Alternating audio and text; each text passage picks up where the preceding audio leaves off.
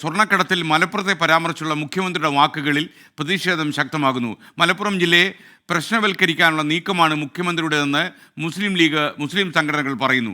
RSSുമായുള്ള ധാരണയുടെ ഭാഗമായിട്ടാണ് മുഖ്യമന്ത്രിയുടെ ഈ പുതിയ പരാമർശമെന്നാണ് പ്രതിപക്ഷം പറയുന്നത്. സലീം മാലിക് ചേരുന്നു തിരുവനന്തപുരത്ത്. Saleem, good morning. സലീം, കാര്യങ്ങളൊക്കെ എങ്ങനെ പോകുന്നു സലീം തിരുവനന്തപുരത്ത്? ഇടയ്ക്കിടയ്ക്ക് ഒന്ന് തിരിഞ്ഞു നോക്കിക്കോണം, നമ്മുടെ മ്യൂസിയത്തിലെ ഹനുമാൻ കുരങ്ങ് ബാക്കിലെങ്ങാനും വന്നിട്ടുണ്ടോ? ഓക്കെ, പറയൂ.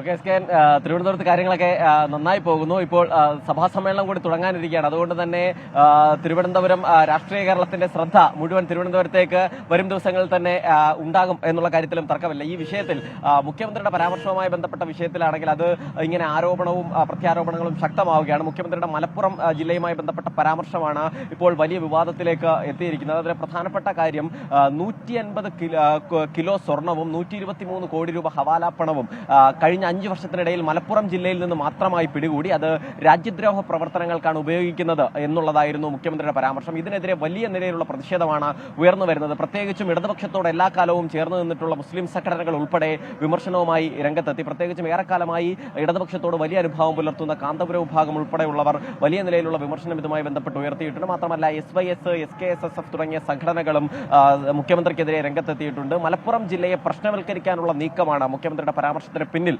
എന്നുള്ളതാണ് മുസ്ലിം ലീഗ് ഉൾപ്പെടെയുള്ള കോൺഗ്രസ് ഉൾപ്പെടെയുള്ള സംഘടനകളുടെ നിലവിലുള്ള അഭിപ്രായം. മാത്രമല്ല ഈ പരാമർശവുമായി ബന്ധപ്പെട്ട് മലപ്പുറം DCC തന്നെ ഇതിൽ നിന്ന് പിന്മാറണം, മുഖ്യമന്ത്രി മാപ്പ് പറയണം എന്ന നിലയിലുള്ള ഒരു അഭിപ്രായം നടത്തിയിട്ടുണ്ട്. ആ നിലയിൽ വലിയ നിലയിലുള്ള ഒരു പ്രശ്നങ്ങൾ ഇതുമായി ബന്ധപ്പെട്ട് ഉയരുകയും ചെയ്യുന്നുണ്ട്. മാത്രമല്ല ഇത് ഏറെക്കാലമായി RSS ഉയർത്തുന്ന ഒരു ആരോപണമാണ്. RSS ഉയർത്തുന്ന ആരോപണത്തിനെ അതേപടി മുഖ്യമന്ത്രി ഏറ്റെടുക്കുകയാണ് എന്നുകൂടിയാണ് ഇപ്പോൾ ഇതുമായി ബന്ധപ്പെട്ട് ആരോപണമായി ഉയർന്നു വരുന്നത്. SK.